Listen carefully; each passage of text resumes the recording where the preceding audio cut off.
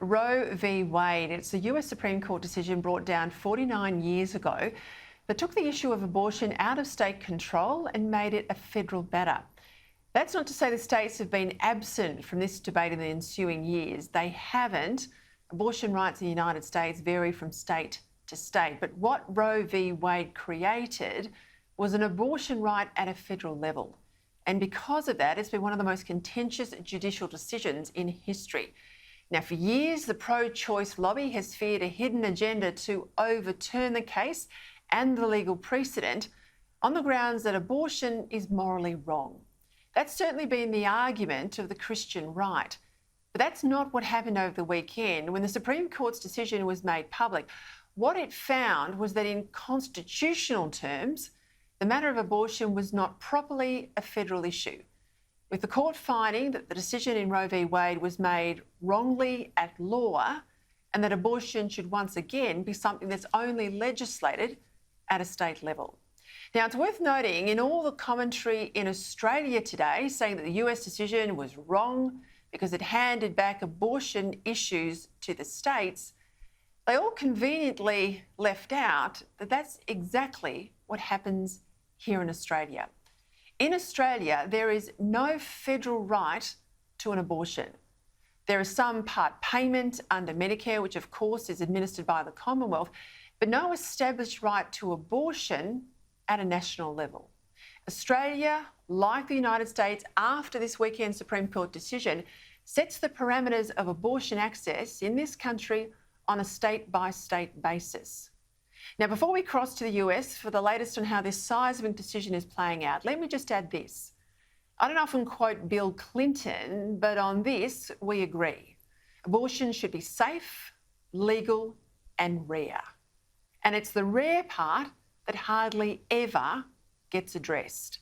In recent abortion law debates in this country, I've not opposed decriminalising abortion, but I remain deeply uncomfortable with two things: late-term abortions and the high rates of abortion overall. Now, I went to high school in the United States, and I do think there and here, there's not enough discussion about high rates of abortion and not enough done to try and bring these rates down, whether that's better sex education for high school kids or, critically, wide access to affordable contraception. And now this most contentious issue is one thing I think we can all agree on. Doing more to prevent unwanted pregnancy, regardless of what you think about abortion, I reckon that's something we all can support. Joining me now from the United States is our Washington correspondent, Annelise Nielsen. Well, Annelise, we had a leaked draft report of this judgment appear about a month ago. We've now had the final court judgment be released, brought down over the weekend. It's confirmed the court has overturned the 49-year-old national right to an abortion. It's now reverted back to being a state issue. What's been the reaction?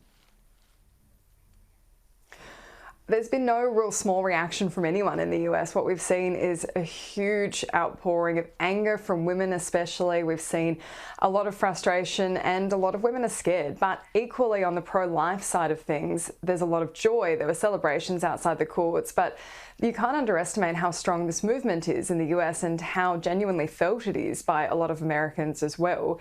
And there is just this huge, it's often put forward as a black and white issue, but there's just 50 million shades of grey in between.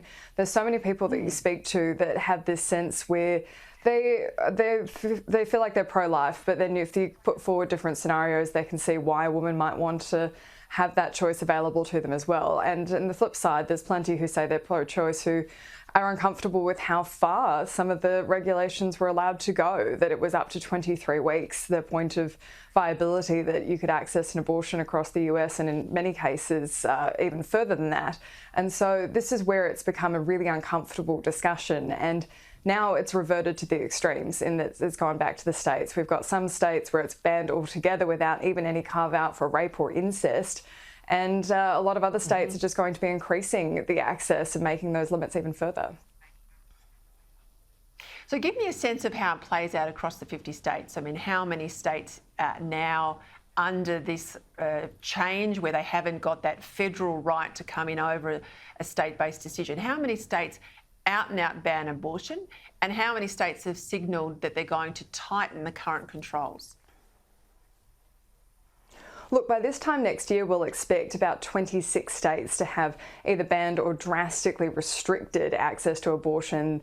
There's 13 that had these trigger laws in place already. And so what a trigger law was this state power where they've said the moment that Roe v. Wade is overturned, we're going to implement our own legislation to ban it. And what the difference there is some of those came into effect immediately, others are within 30 days. And so by the end of next month, we'll have 13 states that have all but banned access to abortion. There's a number of other states where it's going to be more complicated, and that's why I was in North Carolina. That's one of the states where the legislature at a state level is controlled by the Republicans, but they've got a Democrat governor who keeps vetoing whatever they put forward to try and restrict it. And so there's going to be a battle there as well, and this is why it's going to be such a big discussion for midterms.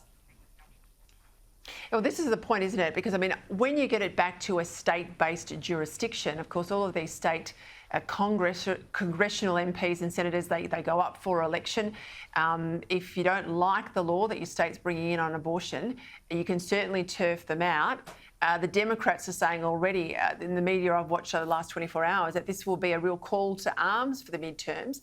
And the Republicans on the other side are those that are behind the heavily right Christian lobby that want these laws tightened. They say, well, this will get out our base as well. So it'll be a big feature of the midterms, won't it? Absolutely. And the thing is, the Democrats don't really have anything else going for them at the moment. They've got this terrible popularity at a federal level. They've got inflation's terrible. There's been a lot of issues with the economy. And so they need something to get their voters enlivened. But since I've been back in DC, I've had a few conversations around how this would play out politically. And the Democrats aren't actually that optimistic that it's going to convince many more voters other than the base that would already have turned out and voted for them regardless. And as you said, it's just as big an issue still for the Republican side. And so when we look at what the federal Congress response was, when everyone's saying, oh, Senate needs to rule on this, that equally could have gone to Republicans saying, okay, we can make this a federal issue, we can legislate for it, and we'll ban it at a federal level. And so Mitch McConnell's backed off any prospect of doing that. The Democrats in the Senate don't want to deal with that either. And it's just as politically volatile as ever. And look, for decades, the Supreme Court in the United States has had a very big interventionist role in US politics. This probably won't be the biggest issue that they wade into. I mean, it's a seismic decision, but there's talk that they'll go into other areas as well.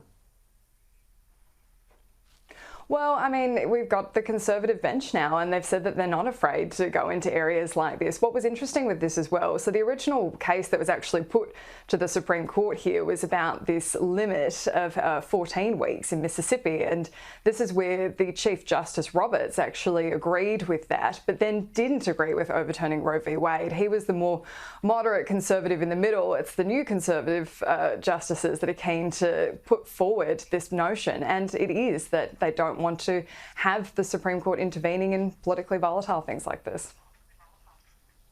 Yeah, it will be fascinating to see where it goes from here. In the midterms, well, we'll look to you for all the intel from the ground. Annelise, Nielsen, thank you as always.